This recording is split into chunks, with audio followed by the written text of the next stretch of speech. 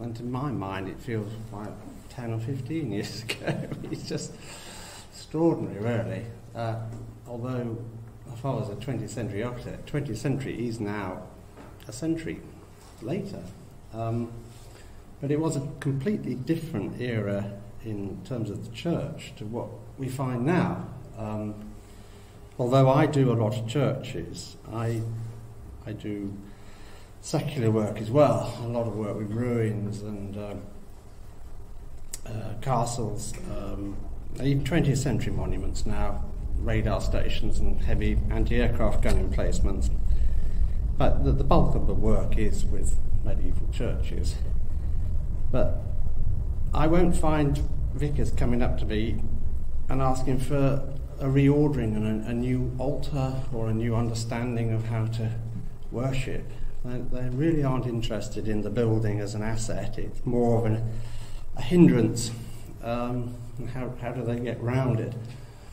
Which is disappointing in some ways, but our father was operating in a different era where everything was looked upon just after the war as a new opportunity to form a new liturgy, form a new understanding of worship.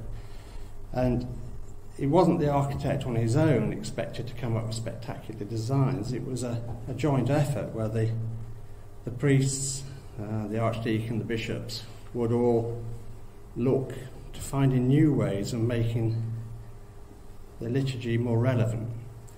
And my father was born at that time where people like Archbishop Pugin was the same age and working up his way as a young priest. And as he says in the foreword to my book, he was the man of the hour. He was always interested in churches, religious architecture. He was about, I think he was 12, and he decided he was going to be a church architect. And there was no particular reason. The family wasn't that religious. His father was an accountant with a shipping firm in London, but he had an artistic bent, and he would go out sketching in the countryside. They'd cycle out into the Surrey hills, and he would come back with watercolours, and my father would accompany him, and obviously learn quite a lot about how to look at buildings and how to understand basic vernacular buildings. But this overriding passion he had, he knew exactly what he wanted to do, and just very focused, and he just happened to be at that time in history where he was going to be there to make a difference. He was born in Croydon, and until he was about 12, he was just an ordinary boy, he said. He wasn't until somebody says, if you go around chopping trees and being a vandal, you won't pass your exams. And he went, oh, well, I've always wanted to be an architect. I've got to obviously concentrate on my exams. So he sort of changed his whole lifestyle. It's something he tried to inspire me not to go around being a vandal. So. And he went to the London Polytechnic, but in those days you didn't go as a full-time student. He went as an apprentice to architects, and he would actually spend the day with a firm of architects, and then at night time he'd go and do work at college at the Polytechnic. And he ended up understanding the practical aspects, whereas I went to the Architectural Association, and I don't think I did a drawing for 5 years. It was all about utopian villages and communism, and he despaired when he looked at my final submissions. He said, where are the drawings? I said, oh, apparently I can do those later, but anyway. So he was of his time in that sense, but what he didn't want to do was just copy the past. He was very clear that he was there to take things forward. Although Gothic was his passion, he felt all these architects in the Victorian era, such as Pearson, Butterfield, had all contributed as creative artists using the traditions, but just taking it that bit further and creating new architecture. And he didn't see why that couldn't still be applied. And just to sort of copy Gothic architecture wasn't going to produce the results that were needed. I don't know how much of you know my father's work, but that is a very distinctive style, and a lot of people don't like it, and a lot of people do like it. And I had one vicar once, I made a mistake of asking a conservator to go to a church at Holy Trinity, Rothwell in Yorkshire, to look at a Saxon stone, and they came from Northamptonshire, and there was a Holy Trinity Rothwell in Northamptonshire, and they went to that church by mistake. And the vicar rang me up and he said, "How dare you?" And very nasty, really. And then he found out who I was, and he said, "Oh, Pace," he said, "that awful architect does all that spiky stuff." I thought, well, it's a loser here, I won't bother. Anyway, you can see, but the point is, it's a Gothic approach to design, in the sense it has this vertical emphasis, and it's also composed of very simple repetitive forms which, when they're put together, produce something quite complicated and quite decorative. That one there is a little finial he did for the memorial chapel to George VI at Windsor, St George's. It didn't end up like that, it's slightly different, but he would actually take things, look at them for a long time, and then tweak them and decide that was right.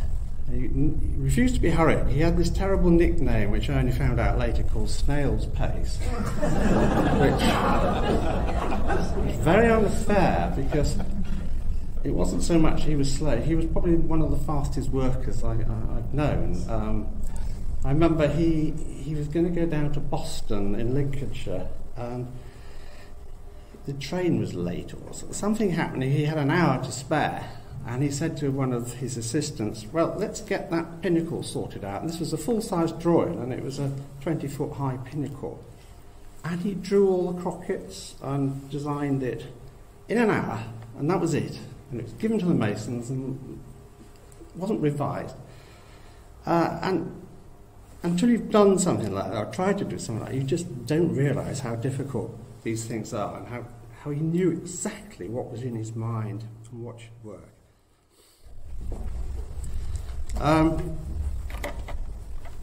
My father was in the Royal Engineers in the army, and one of his jobs towards the end of the war, having building pillboxes and whatnot, was to requisition buildings and de-requisition them.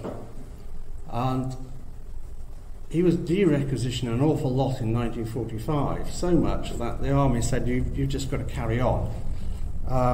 And they thought it'd take about 4 years to de-requisition everything in the north of England.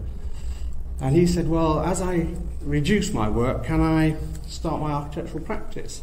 I mean, he knew it was a mad question, because the army, of course, were totally Philistines. But they did say, yes, that sounds a good idea. So he was paid by the army and started his practice at the same time. And he was very lucky. He came up in the war to York. He met his wife, Ina Pace, just before the war, and they both lived in London. She was in North London, he was in South London. They used to meet at Suffolk Cathedral in the Blitz. And they decided to get married there. They got married in the Lady Chapel. It was cancelled 4 times, the marriage, because of leave was cancelled or whatever. And the final straw was there's been a bomb just outside the cathedral. It's blown all the windows in. There's no glass, there's nothing. It's all boarded up. I said, I don't care. I'm not going to sort of give this one up again. So they got married in this very dingy Peter Southwark. And that's where they're both buried now, which is quite nice, because it was a spot that meant something, and my father became the architect to Southwark eventually. So he came up to York, and after the war decided, should I go back to London or should I stay in the north? And the north of England, well, it's still seen as rather sort of backward. And he decided actually he probably much better family place to bring up children. And he could always go down to London and look at the RIBA library if he had to. But it was a very difficult thing because nearly all architects who were of any standing were based in London. You know, the people like Temple Moore and Scott, they would all do wonderful work in Yorkshire for big landowners, but they were based in London.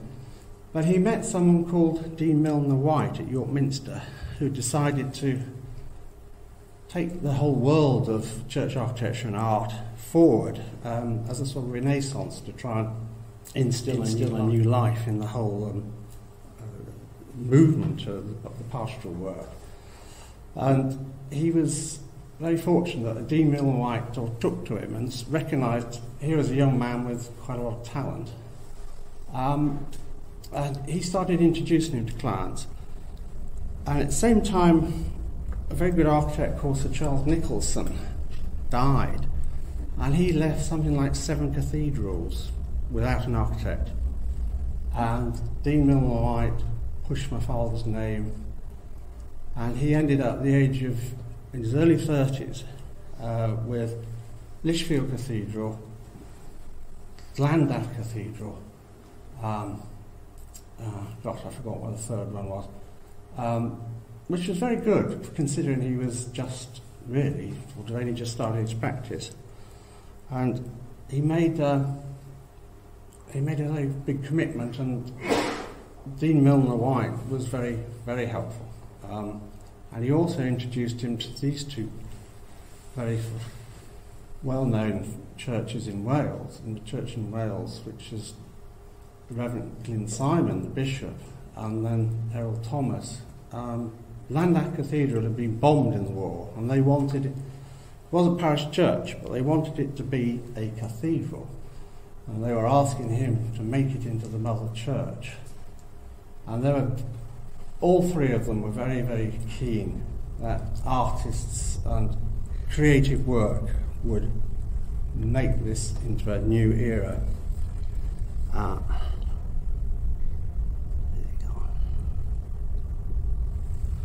Yeah, this is him on the pictured tower at Llandaff.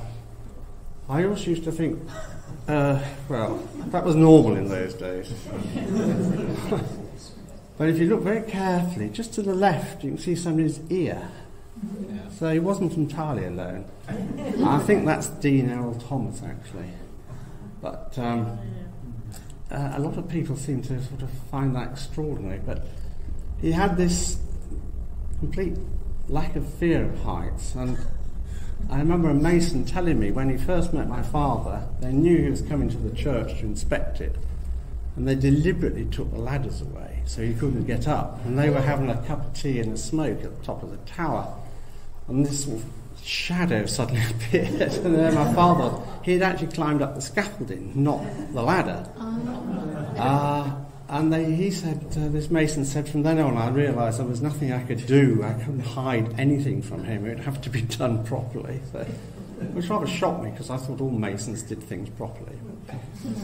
They're all human. So he was very young, and he really founded all his principles of architecture were worked out at Llandaff Cathedral, and you'll find every era of his design work there, which started off with a classical base, even though he was very keen on Gothic. He still trained in a classical tradition, very much admired architects like Lutyens. But he also admired the 20th century architects like Gropius and Corbusier. And he felt they were on the right track for modern architecture, but there was something about their work that didn't seem to work for the church. And he later identified it as modern architecture lacked symbolism, mystery, and any sort of magic. And he felt the church had to have that aura of magic, which was from medieval times, was always an inspiration to people. And the idea of something built without its context being recognised was very alien to the church.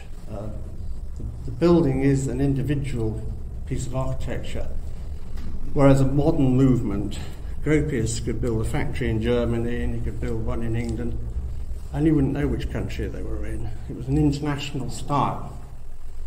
So he had this dilemma.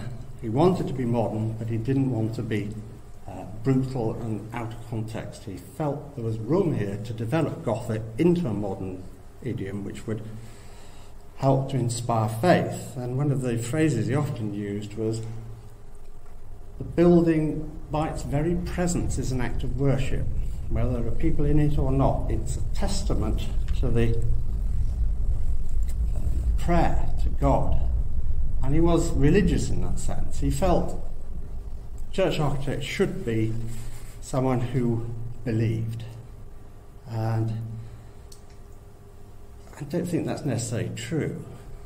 We've got to be passionate. But he was in that very much that old school frame, like Butterfield. They were very humble and very strong churchgoers.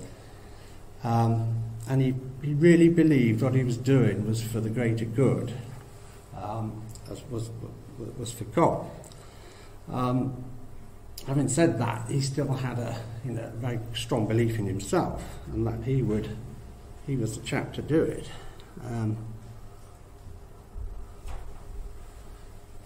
This is again in Wales.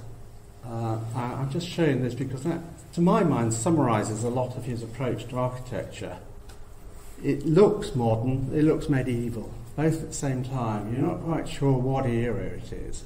It could even be Elizabethan. But what he was trying to do was instill the spirit of traditional architecture, different styles, and he was very happy to mix the vernacular with the modern. He didn't feel there were boundaries he had to leave alone. He was able to take everything and distill it into something that became a new form of art. This actually never got built, unfortunately, but you'll see other things like it.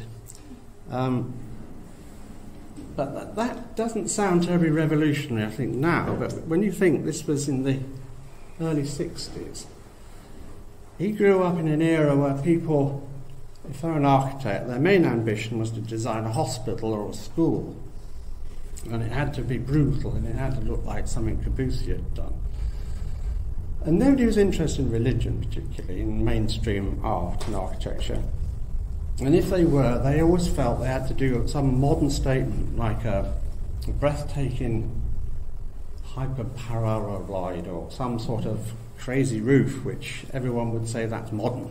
And he was very loath to fall into the trap of producing something that looked modern when it wasn't actually based upon any principles. It was just an aesthetic. He felt it couldn't just be an aesthetic, it had to have a basis, and this is why he wanted to work with the church to go together and find new principles of worship and architecture which would actually work together.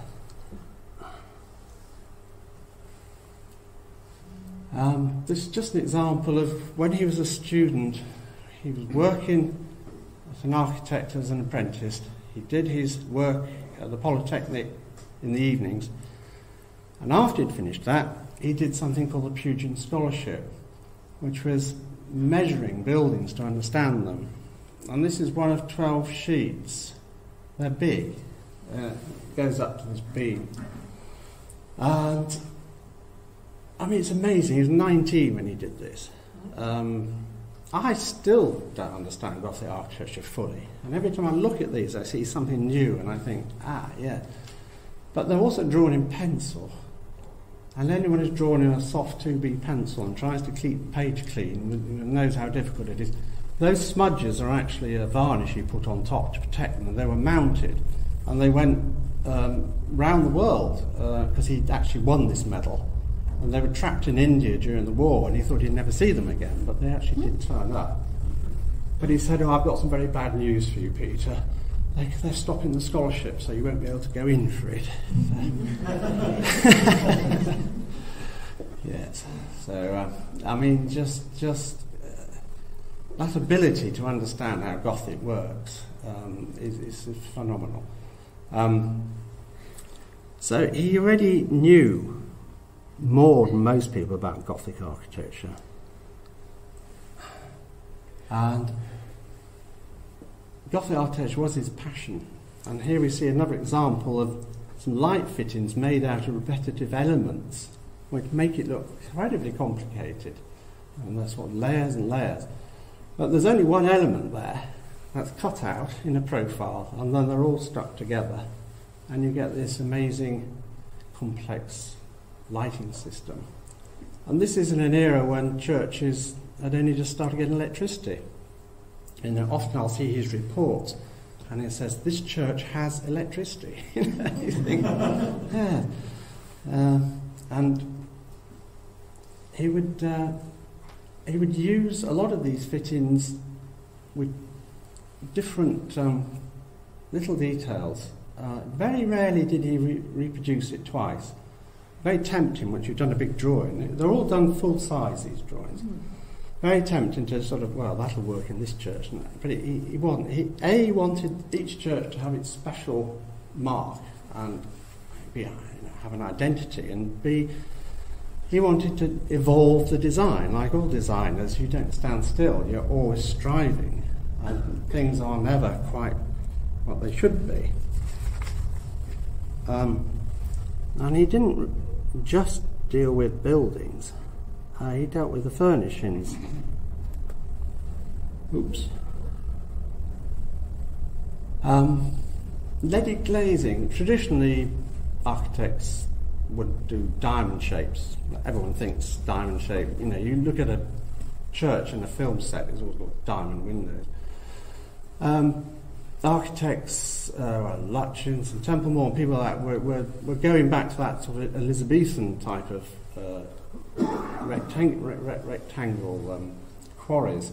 But very few people had ever worked out what might happen at the top of a window. If you see the typical Victorian stained glass diamond pattern, they just go up into the top. There's no recognition that the tracery is there. They just, the stonework is what counts, and the rest is just a way of putting glass in. There were a few architects who'd done something with lead cams, which is those lead pieces which hold the glass together. But he took it to an art in itself, and this is sort of his curvilinear period, and then he goes into his Mondrian period later, which actually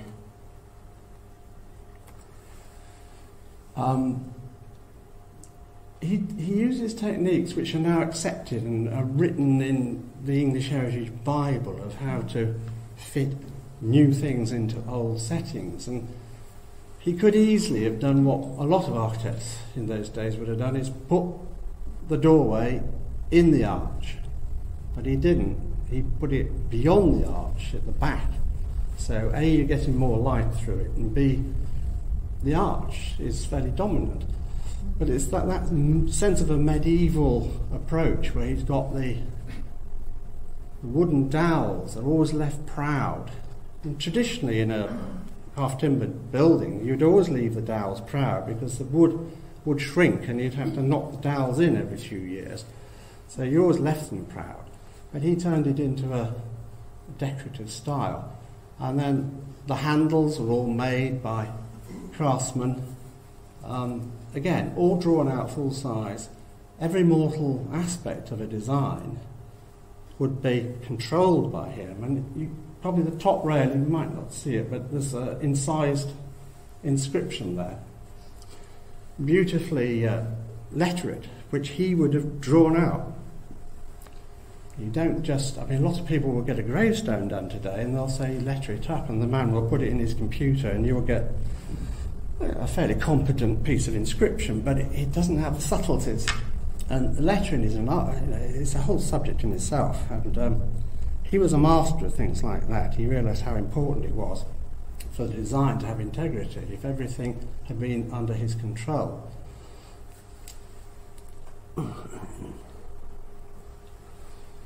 I did do some secular work, and this is the great view, which is now a World Heritage Site in Durham. where you have the castle, the university castle on the left, and to the right is Durham Cathedral. This is a new library for the university, and here he put a lot of his techniques of incorporating traditional designs and infusing them into something quite new. And it has he even, although it's built out of sandstone, the Dunn House from Durham, traditionally buildings were whitewashed, especially in the medieval period, but they also whitewashed them to give the stone a chance to harden up and have its own patina. And he whitewashed it to start with, and even I winced when I saw it. He said, don't worry, a few years' time it'll be absolutely fine. And it is absolutely fine now. And a bit like that drawing I showed you at the beginning, it looks medieval, but it looks modern as well. And it's this relating to the context, its position. I mean, you wouldn't put that on an industrial housing estate, and you wouldn't put it in the middle of a timber frame building village or something, but he's taken these elements, he's used modern technology within reason. There are some steel frames there, but he also knew exactly how to build in traditional techniques. You'll often see today a modern building clad in stone. It has vertical expansion joints. That's because the engineers insist on it, and it's because they use a modern mortar, whereas you use a traditional hydraulic line, that expands and you don't need to incorporate those sort of details, which totally ruin the credibility of traditional buildings. Now, he also did furnishings, and again, this is an opportunity to produce a work of art. It uses those same Gothic elements of building up a structure which appears to have buttresses, it appears to be strong and stable, but it's at the same time like you'll find a Gothic cathedral where you get all this light coming through and flying buttresses, all holding it up. It's the same spirit, the same approach, and very much an individual item. Again, you wouldn't find that anywhere else. This is for Tamworth. I've got a picture of it as it turned out. Is it? Not quite, no. I think that was wishful thinking. It did change from that first one. But using those nails at the top on the cross, those nails Christ would have been nailed to the cross on, as a very powerful statement. And someone like Graham Sutherland used such things in Coventry, and he was obviously being influenced by other people, but he managed to produce something very few architects do, is a recognisable style. The contradiction there was he wanted everything to be self-effacing. He didn't believe the artist and the architect should be glorifying themselves. If you have a church, you should be doing it quietly, without signing it, without saying I'm Chagall or I'm Corbusier. A master mason was the only person who was allowed to put a mason's mark visibly. That was because he was recognised as being a very important person. But most masons' marks are always on the bed of the stone, so people know which way round to place it. And also, when they get the size wrong, they can jolly well do it again. So, when people say there's a mason's mark here, it shouldn't be there, and it's not anyone saying I'm clever. Now, these are for Liverpool Cathedral, the Anglican one. Now, he thought Liverpool Cathedral by Charles Gilbert Scott was probably one of the finest Gothic buildings in the world. And it's only just been finished. And a lot of people would say, it's 20th century Gothic, it's a pastiche. But it isn't. And I know when we went on holiday to Spain, my sister was ill with glandular fever and my mother had to stay behind with her, so it was a boys-only outing.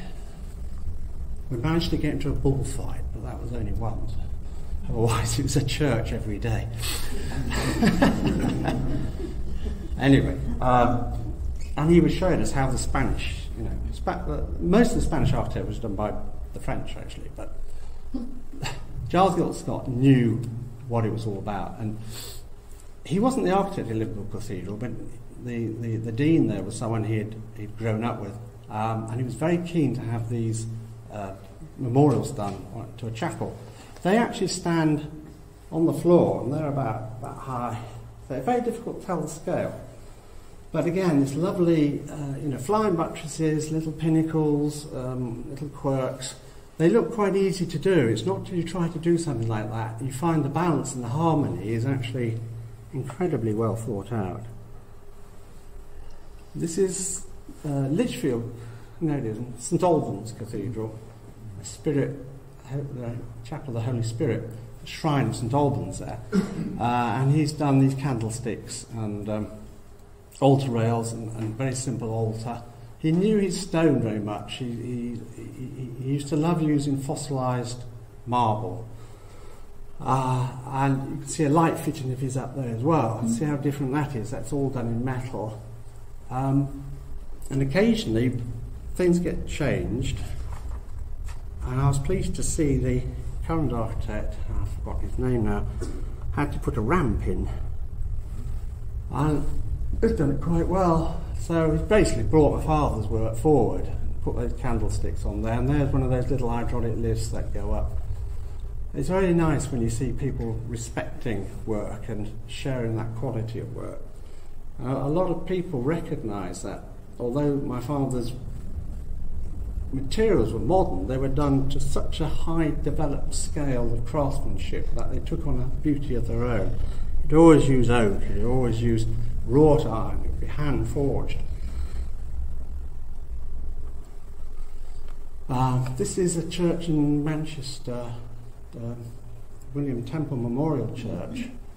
And he was I remember him coming back one day and he said, I've just been talking to an engineer and he showed me this fantastic system of girders where you have holes in them, and if you want to strengthen it in places you just weld in a bit more metal, and it gives that decorative quality. It's very industrial. Mother said, oh dear, she said, poor people in Manchester haven't got enough industry without having to go and worship in a factory. You know. But the clever thing it was he managed to use things like the altar in oak and the wrought iron work. That hand of the craftsman was on it, and it had that. There was absolutely nothing to do with a material being cheap. It was there for a purpose because it defined what my father was trying to do, and everything was literally drawn out full size. You may think most architects do this, but they don't. They rely on the craftsman to do a certain element of the design. And in the old days, it was fantastic. You know, someone like Comper or the Scott family could let a mason or a metal worker work something up from quite a simple sketch. And if you see some of the drawings the architects did on linen sheets, only one copy, nice colour wash on them, and you think, yeah, that's a nice drawing. And that was it. And the craftsman actually made it work. Well, there aren't any craftsmen brought up in that tradition, the apprentice tradition. They don't really fuse with the architect. And if you don't give them very precise instructions, they'll produce something which makes your hair stand on end. Now that was an early form. You can see how interested he was in structure. This Gothic element again. I mean, architects like Nervi in Italy, were playing with very daring forms and frames. And on the outside, which is at the top there, you'll see it looks fairly straightforward building. It's built with Westmoreland slate and brick. This is in Doncaster. It's hardly had any maintenance whatsoever, except on that flat roof bit, which is amazing because most 20th century buildings leak, probably after the first 10 years. He was also aware you've got to reach these places, and he'd actually have staircases in the tower and access galleries like medieval churches did. They all realised that buildings would have to be maintained. And these used industrial lattice beams. And then this hidden light source, which most people would have a window in the east wall, lots of lovely stained glass. Well, he was very keen on having a very sort of blank wall, which where you really focus in, and the light would appear just to almost magically come in, which again gives it a very modern sense. And then the pulpit and the reading desk were made out of polished granite and marble. So you had these very fine materials. But he also used a lot of equipment, furnishings, which had come from bombed-out churches, because after the war there were an awful lot of spare fittings going about. And he also said that's quite daring. You see that there's a figure at the top there. That's one of Pugin's statues, which is Roman Catholic. But he managed to persuade them it wasn't going to make the Church of England crumble. And you know, he said, this is art, you know, it's the same religion, you know, anyway. And then his new altar rails. But a lot of what he did was what's called the Liturgical Movement, where the idea was the priest was no longer distant, but was a part of the family of God, part of the worship. And he would face the congregation from behind the altar. I mean, everybody does it now. In fact, it's got to the stage where people are beginning to turn their back on the congregation. It's all going full circle. But at that time, the priest wasn't the father figure he had been in the traditional mould. He wasn't that aloof person. He was someone who would actually join in, have children come into the service. You know, everything we take for granted today. And this was all, well, revolutionary in many ways. And although it's a sort of straightforward nave with the chairs facing, the fact that the priest had a wide area around the sanctuary and people could come up and there could be performances took quite a lot of courage for the archdeacons and the bishops and the architect to persuade the local congregation that this was the future and this was the way the church was going to relate to its flock. And this is in Manchester again. Again, these lattice beams. This is getting a little less fluid. It's got the old pews used again. A little bit. This is between the one you saw earlier at Wythenshawe, which was very industrial, and the one at Doncaster we saw, which was everyone calls it the Ark of God. It was like an upturned boat. I think it's very unfortunate, that phrase. It's a capsized boat. You know. But there we are. Don't like to disillusion the priest. But the pews he'd stain either dark blue or dark green, which just gave them a different sense from the boring old Victorian softwood staining. You'll see an organ screen on the left. Now it's a screen because so many of these organs were demolished in the war. All their front pipes were wrecked, but the instrument could be cobbled together with something else and reused. And he solved the problem of keeping costs down by having slats in front, and it's a sort of decorative screen through which the sound would come. And you forget there was a very, great shortage of materials after the war. You weren't allowed to use some materials at the first 5 years up to 1950. You weren't allowed to use timber. It was all being used for reconstruction of housing and whatnot. And that sort of scale of economy stayed with him a lot. And he was always trying to get a structure which was sort of minimalist structure, but at the same time created its own decoration through its engineering. And then that east window, all those little lights would be filled with stained glass, and you get this blaze of colour in a very plain building.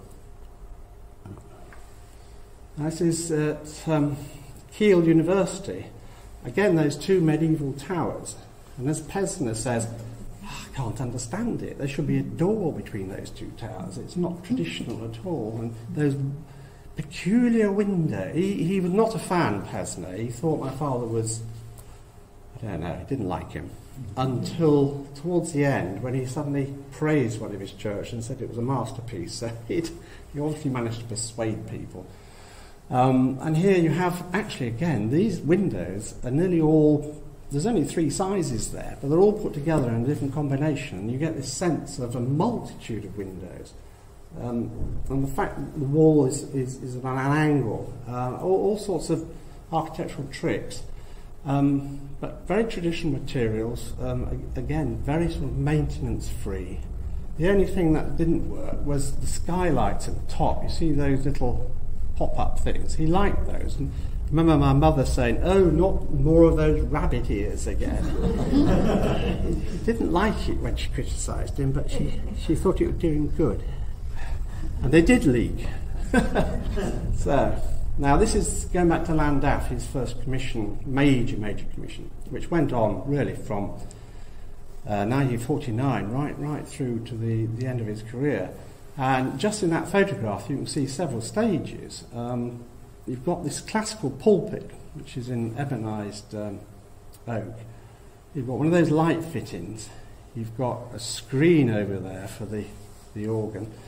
The one in the middle is called a positive organ, and it incorporates pre-Raphaelite figures in those little niches, which came from the Victorian church, or the Pritchard design, which was bombed, and he tried to save as much as he could. But the one in the middle is Epstein, Epstein's Christ and Majesty. They didn't want to do Christ crucified. They wanted to do Christ rising. This was the start of a new era.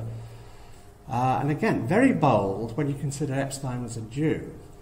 And in fact, there were Glenn Simon and the Deane wanted a piece of art there, and my father wanted a piece of art there, but they couldn't think who to get, who would be sufficiently creative. They went through lots of names, and eventually my father said, "Well, I know you wouldn't want Epstein." And of course they sort of went, that's him. And then they thought, well, Epstein won't want to come and do that either. But he said it was great, and he really wanted to do it. And they sort of sat there, and I remember there's a picture of Epstein and my father holding hands, just looking at the space. And they were there for about 2 hours, just absorbing the atmosphere. But what my father was very keen on, we didn't get some prima donnas. He didn't want artists to be the focal point. So this is quite a dangerous thing to do. And his idea was to bring in artists like Piper, Retchins, Stammers, Roper, then the great name Epstein. But he was very specific, and he said, "This is the space you've got, this is where I want it to go, I want it sort of, it can contrast, but only to a certain degree." He was like a conductor in an orchestra, I suppose you could say. He was trying to make sure nobody stood out from the crowd and was, being pompous and not subverting themselves to the greater cause. So it's all terribly, not democratic, but it was a way of bringing people together as the medieval tradition tended to be, where you didn't really know who designed a cathedral in the old days. He was very much against this modern idiom of pop stars and celebrities. He would have gone mad, I think, today. And then he would acknowledge other people's work. The ceiling is a flat ceiling. In a Gothic church, which wouldn't have had a flat ceiling, it would have had, Pritchard put in this very high-pitched Gothic ceiling. But Sir Charles Nicholson designed this flat ceiling. But my father just felt it would work. He had to give this cathedral qualities. And the main reason for having this, what we call a pulpitum, is to divide the nave from the choir. Now, most cathedrals have a stone screen with an organ on top, and this was the equivalent. But he didn't want a solid screen, because that then would divide the space up, and it's not big enough to be... it's not a cathedral size. It's not as big as Westminster Abbey or York Minster, but it's a very grand parish church, but it needed to be made into cathedral. And he had this idea of having a see-through pulpit. It's built out of reinforced concrete, and one man dedicated himself, and I think it was 9 months, to tool that concrete with a hammer drill, just to get the right texture. So that's the sort of lengths he felt were appropriate. And it's horrendous. If you go, first time you go to that west door, it either hits you as a monstrous thing, or you just think, gosh, that's amazing. And there are people who have come round to it, and there are people who will never come round to it. But as sure as anything, that would never get permission today. And it just shows how bold they were and how willing they were to make mistakes, which is what artists must be allowed to do. And the choir stalls were designed by him, the light fittings, the organ screens, everything there. But it was done over a long period, so there would be a change in styles, and he evolved as an artist and as an architect. And what he did in the 70s, he certainly hadn't done in the 50s. But somehow it all works, it all pulls together beautifully. And recently they've changed the organ case because the cathedral had a very strong choral tradition, and they wanted to have more scope. And the organ that had gone in was another hodgepodge from some bombed out church. And they felt if they kept his screens, they would be inhibiting the sound. Oh dear. Anyway, the 20th century very kindly came along with me to defend keeping them. You think something like that, which is such a work of art, would be safe, but there isn't such a thing as anything safe. And there's the screens for the organ, a bit like the one there, which I'm prejudiced, and I felt they couldn't be bettered. But the disappointing thing was when we arrived, there was one of those thermometers outside the church, and it was a 1.1 million appeal for the organ, and it had reached the £1 million mark. I thought, well, I might as well go home, but anyway, they got their way. But, things do change. This is the organ that used to be in that archway, and it's quite nice. It's got these trumpets coming. That was got rid of. I'm not quite sure. I don't know why it was got rid of, but these things happen, and this is what's called evolving, and this is why my father used to say being modern is traditional. That's what happens. Churches evolve. They keep changing. But it's a two-edged sword, because that's what the cathedral used on me. They said, oh, we're evolving. We're having something new. This is King George VI Memorial Chapel at Windsor Castle, St George's Chapel. You can just see that little, on the dark plan, in the centre, there's a black blob. That's where the chapel is. And nothing had actually been fitted onto this chapel since, I think it was 1600. So it was a very delicate commission, and he was really quite petrified because A, the Queen was involved, and B, this wonderful building. I don't know if you've ever been to St George's, but it's fan vaulting. It's a bit like King's College, Cambridge, one of those perfect buildings. And he did an awful lot of different schemes for this. I remember he used it, when I was looking through the files when I was writing my book, he used it as a very useful excuse to keep people at bay. Church wardens would say, you promised this, 6 months ago. He said, I've been commanded by the Queen to do this. You'll have to wait.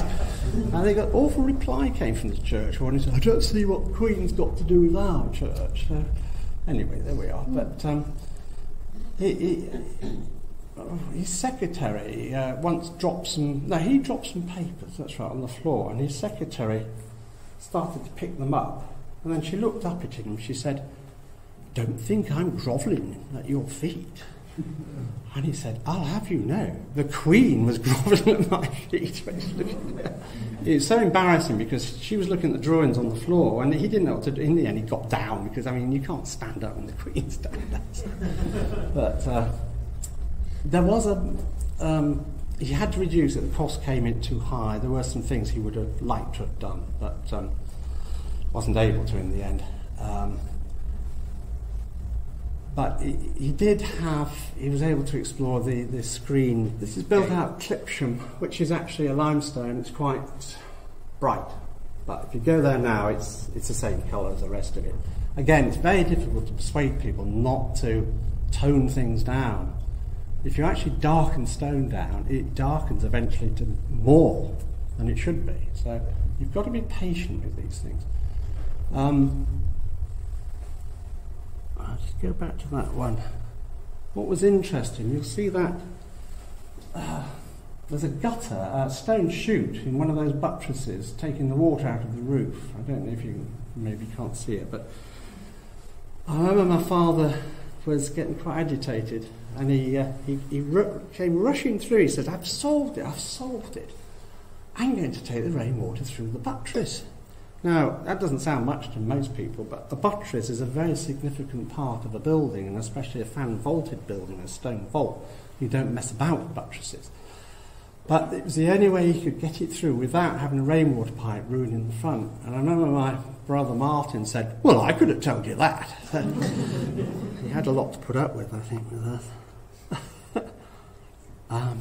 Those are the wrought iron gates, which you saw the finial at the very beginning. That's it. That's the final version up the top there. And I think he was a bit disappointed that the royal family didn't fully appreciate it. But you know, they like horses; they don't like wrought iron railings. Sir Hugh Casson, who was the president of the RA at the time, he took my father aside and he said, "I've never seen anything like that." So that made up for it. Again, it's this understanding of Gothic and how Gothic has orders to it, different planes and different hierarchy. And once you've sort of understood all that, they become much more impact than you could believe. He would often make things using old materials, and this is it. Lichfield? No, it isn't. St Albans, is it? Oh gosh, is it Lichfield? No. Chester, yes, Chester. Oh, well done, Charles. Yes, that's right. Yes, took some old Jacobean panels and things and put them together. He hated, not using things. And there's a magnificent screen. Again, is it the one at Chester? There was one in Salisbury, Lichfield. No, the Lichfield. There was a beautiful brass wrought iron screen which was taken out of Salisbury Cathedral, a very similar one, and he persuaded them to keep this one against everybody. Everybody was, it was Victorian vulgarity in those days. And there's a pulpit there as well at Lichfield. And he wrote, he says, not everybody loves this, but they will learn to do so. He was convinced. And of course, now they are priceless. Now, St Albans, I've got this one right. He made those using veneered plywood. And the Deane and Chapter and the Friends of the Cathedral went, that's not good enough, we want proper materials. And he said if that had been available to the medievalist, they would have used them. They would have used concrete blocks if the medievalists had their way. They painted everything anyway. So, but again, it was this ability. He knew when he had to use the best materials, and there's a bishop's throne from Wakefield there, and there's some Neela, but he just felt he was using old material, the old bench ends from the choir stalls, and oak supports, but the panels he made out of plywood, and you can't tell, it's got an oak veneer, but he defended it, and I always quite admired the way he would not be traditional for the sake of it. He was quite prepared to explore new things. This is carving. This is in Llandaff Regimental Chapel. Again, all full-sized out by himself. Most people would think stonemasons do that without thinking. Well, nobody does, nobody does anything without thinking. Everything has to be designed. And he found not only could he not fit all the names on, but they couldn't be read if they were squashed too much. So he devised a system where some of the letters actually cross each other. And then if you go and look at some Roman inscriptions, you'll find they did that in Roman times. So nothing new, but he sees it as a form of art. You can read it, but the primary object is not to read it clearly. It's to have it as part of the design for the whole. And these are the fallen members of the regiment. But beautiful, as good as anything Eric Gill would have done. This was a development where he went into three-dimensional lettering and used a system using polystyrene to cut the letters. He had a sculptor who developed this technique. And what you do is you put the polystyrene into a sand mould, and then you pour liquid aluminium in, and the aluminium melts the polystyrene. It's like a lost wax system. Unfortunately, it creates rather poisonous fumes, and the sculptor had to give up after a while. He became ill, but you find these things out. But he's terribly pleased because he's got these, not only they overlap, they're coming out on different planes. This is in Durham Cathedral, chapel, the Bede Chapel. It's all gilded as well. He loved using gold, which it is a wonderful material, gold leaf.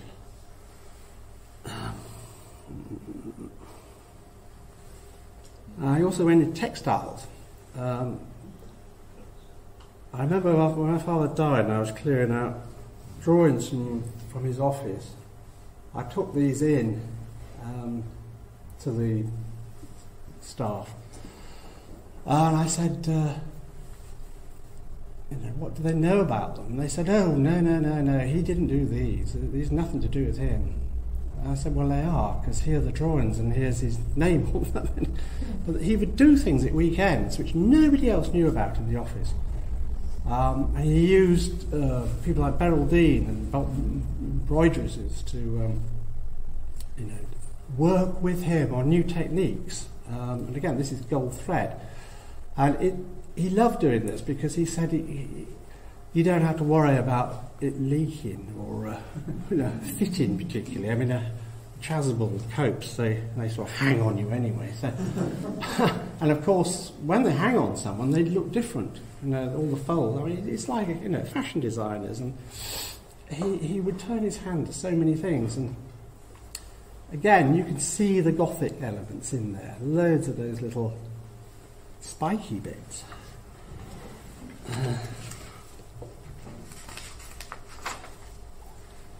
Here it is on. It still works, and and you have to be so careful. Things like that, they're not treated as works of art.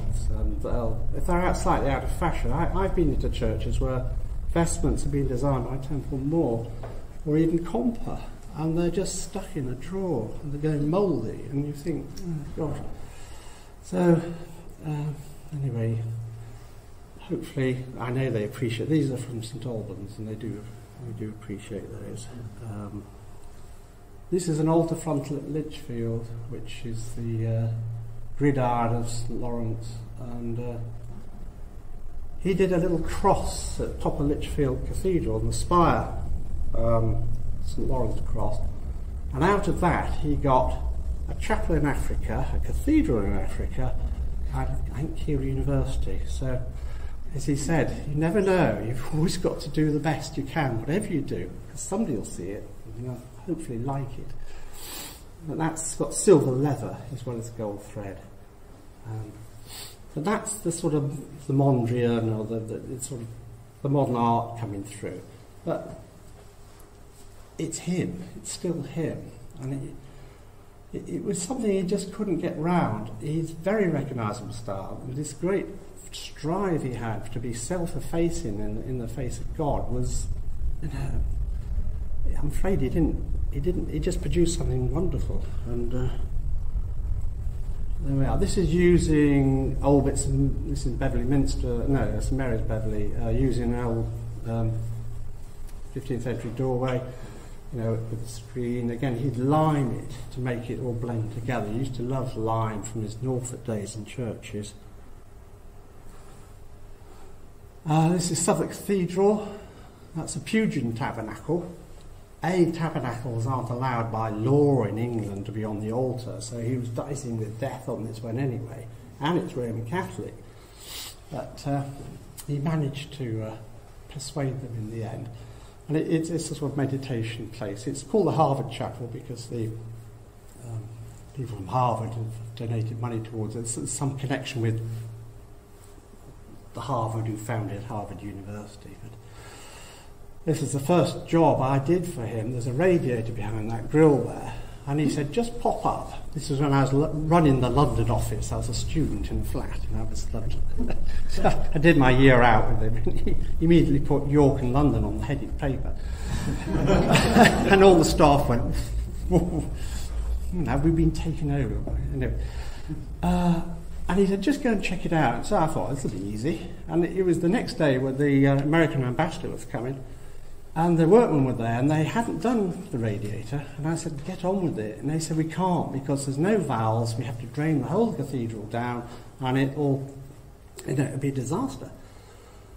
I said, well, just saw the pipe and bung it with a towel or something like you do when you don't know what you're talking about. Anyway, in the end, all this nonsense. So I said, just give it to me, I'll do it. And they sort of went, we can freeze it. We'll go and get some, whatever that gas is. So they froze it. And they said, be very careful, because when the plug of ice is there, it'll be under such pressure, it could come out like a bullet. Anyway, I was getting fed up with it. They cut it, and there's this lump of ice, and it fell out, and the water went... and that was the first and last time, I believe, a contractor. Obviously messing me about, so... There we are. You learn these things the hard way. This is Martin the Grand. This was a bombed-out church in York. The German government helped pay for its restoration, which was one of those first acts of whatever. He took the west window, the east window, that big window there on the right, which used to be up here, in the nave, which had been destroyed. He took it and built a little transept. So it had a lot of medieval glass in it, which had been taken out, fortunately. Dean Milner White had the sense to take all the glass out of York Minster and these churches. It was put back in. The idea wasn't to recreate the whole church, because it was too big. But everything in there, again, he has designed. He's designed the pews, he's designed the railings. The organ was a very early experiment to get a see-through organ, so you could see the light coming through from the west window. And it was also what we call a direct tracker system. So many organs in the 50s were electronic in the sense that when you pressed a key, it made a circuit join up and it opened a valve. Well, with the direct tracker one, it's like a piano. When you put your finger on the key, it makes it operate through a series of pulleys, and it means it's a more sensitive instrument. And this was the first. It's a bit like sort of like the early music revival, where period instruments were used.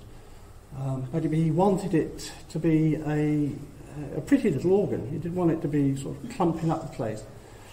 The ceiling is his special tracery he developed in these colours he loved. It looks medieval until you actually look closely. Quite clearly it's not medieval. There's a row of figures, a little gold row of figures between one of those arches. It's Reredos. It was designed by Roper, and it was too avant-garde for the church. It was supposed to go above the high altar, and they wouldn't have it. So it was stuck there. He was very cross about it. But now, at last, they've put it where it should be. So, isn't that great? I have to say, are you about 5 minutes off the... Well, less than that. I think that's only 2 to go. Sorry. That's the trouble. There's always too much. When I wrote my book, it could have been twice as long. But, it was going to start off as a series of photographs, but you can't just put photographs and expect people to understand what they're looking at. He wrote so many articles and went to so many conferences and tried to get his message across that it's just as important. What we've got here, next one is a little Victorian church in, well, it's not Victorian, it's been Victorianised at a time, but a lot of what you see there, it doesn't strike you as being odd, I suppose, but he took the plaster off the chancel arch wall, for example, exposed that stonework. He painted the gallery.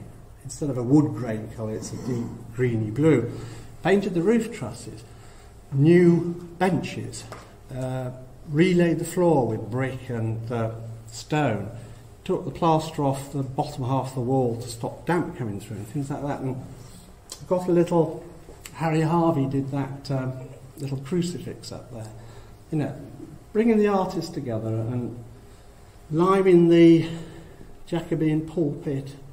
Lots of little touches which took a very ordinary Victorian interior into something like a little gem. And he was very, very good at that.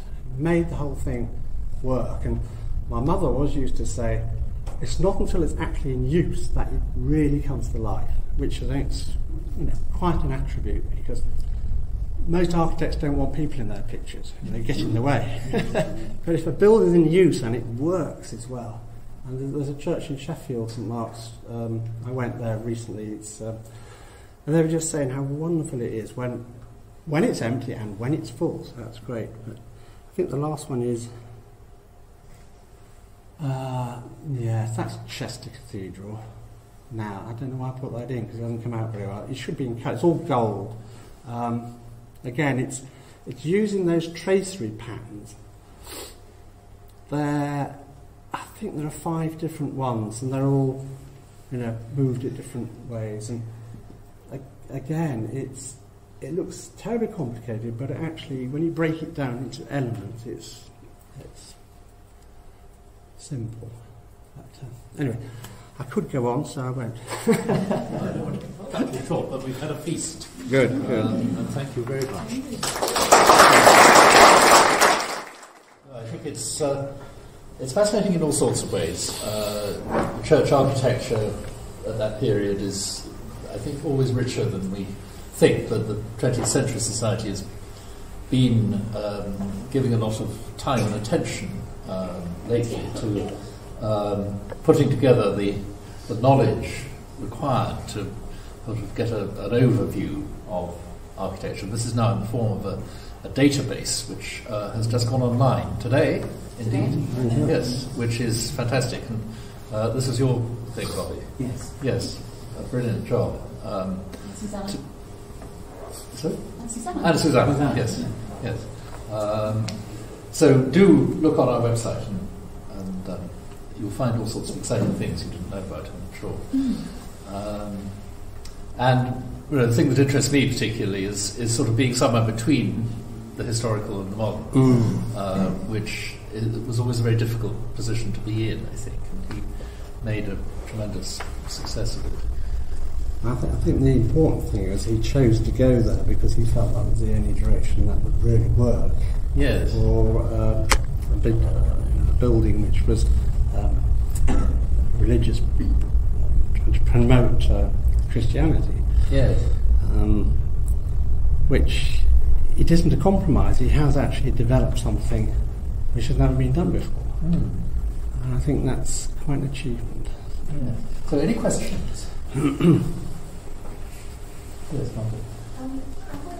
Did you work with the sculptor Geoffrey Clark? You mentioned he was casting aluminium. That was Roper, not Clark. And Geoffrey used to cast aluminium. Did he? Yes. He worked in churches a lot. Did he work? Oh, I see. Well, it did. It caught on. Quite a few people took this on, to be honest. But it was Roper who brought it to my father. Now, he may have got it from somebody else. I don't know, but it was just unfortunate. It was a wonderful medium because you had a hot wire, and you can carve polystyrene ever so easily. And then there's this awful problem with fumes. Who did, sorry? Henry Moore. Did he? Yes. Assistants used to do that. Oh, did they? Yes. Oh, right. Oh, right. Yes, it Almost would be. outdoors they were, weren't they? Yes. Sort of plastic sheeting. Yeah. Thank you. Any other questions? Oh, It's not really a question. When one's planning an event, and looking at the Pedlar, you hear that the church, even altered by your father, and you go there, and it's always very, very rewarding. Yeah. Much better than you think it's going to be. And it's really interesting. You described that Victorian chapel, where you didn't say what it was, but how he embellished is not quite the word I want to use. Transform. Yes. Better. I remember we did an event in Lincoln, a tribute to Sam Scorer, who was the arch person of building hyperbolic Braddell. That was his treasure. And he built a church, which links, of course, in his greatest stuff with St John Ermine. We also went, and Keith New, who I think she's in the audience. Yes. Well, Keith New worked with your father at Branston. Ah, yes. Branston's coming on to. Yes. And Keith New did, so a totally modern church, and Keith New did the glass there. Scorer knew him through the Digswell project in Welling Garden City. And then Keith New did an even better window, in my view, at Branston, which was a medieval church burnt out in about 62, and then completely redone by your father. A very typical commission piece, I think. Yes, yes. And it's extremely successful, but undervalued by the parishioners. They were kind of astonished when it was great. Oh dear. Because they wanted a medieval church, and that it isn't. Yes, that. yes. It's a modern church. He was very keen to keep what could be salvaged Oh, too. yes, yeah. But having looked at pictures of it post-fire in the Lincoln paper, it was totally burnt out. Yes, But yes. it just showed, I think I very much appreciate the way you brought out how he did it, collaborating with stained glass artists like you, not Clark, Margaret, but possibly Roper and other figures. And also, I think his sense of paintwork was really fantastic. And that comes across from Branston. It was, yes. And these kind of lime, this blue and green. He did paint, one of his early commissions was an organ case in Pocklington near York. And he did it with purples and gold and silver, and everybody hated it. And peasants had that toffee papered organ case. Generally exceedingly rude. Professionally rude like everything. Yes. That's why we need revised editions of peasants to cut out the rude. Yes. But I wouldn't say it grew on people because it's been altered and it has been muted and changed. But even my mother said, she's a very good critic, she said, I don't think that's going to go down well. See, he used to like balsam, that pink you get with balsam. You sort of pick it out the hedgerow and say, that's what I want. That's a medieval colour. And because it was medieval, everyone should like it. But anyway, that's... Just a quick comment. I've been to Llandaff Cathedral, and it's beautiful and sounding and wonderful. No, good. Well, I'm glad you like it because, yeah, I think everyone should go there, even if you don't like it. One more there. You made a connection between the nails, which your father used, and the Graham Sullivan nails. Yes. There. Yes. You showed us the Doncaster church with its blank east wall, apart from little Pugin. Yeah.